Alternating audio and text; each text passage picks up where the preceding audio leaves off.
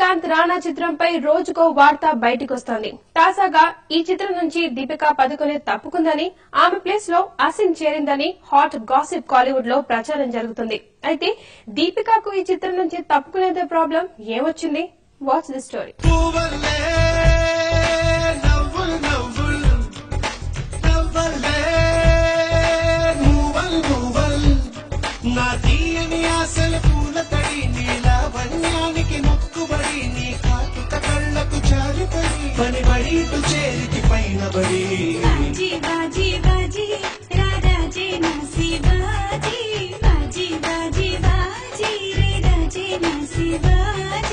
రజనీకాంత్ హీరోగా రాణా సినిమా తెరకెక్కాల్సి ఉన్నా రజనీ అనారోగ్యం కారణంగా ఆ ప్రాజెక్ట్ ఇంకా స్టార్ట్ కాలేదు.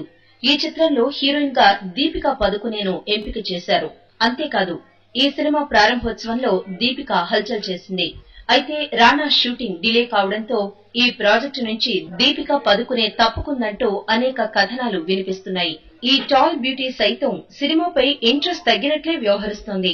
ఈ నేపథ్యంలోనే రాణా సినిమాలో హీరోయిన్ గా అసిన్ పేరు ఖరారైందని కాలీవుడ్ లో వినిపిస్తున్న హాటెస్ట్ గాసిప్. అసిన్ సైతం రాణా సినిమా విషయమై స్పెషల్ ఇంట్రెస్ట్ చూపిస్తోందట.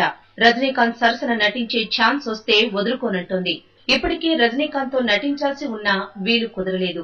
ఈసారి ఛాన్స్ వస్తే మాత్రం ఎగిరి గంతేస్తానని ఓ ఇంటర్వ్యూలో చెప్పింది.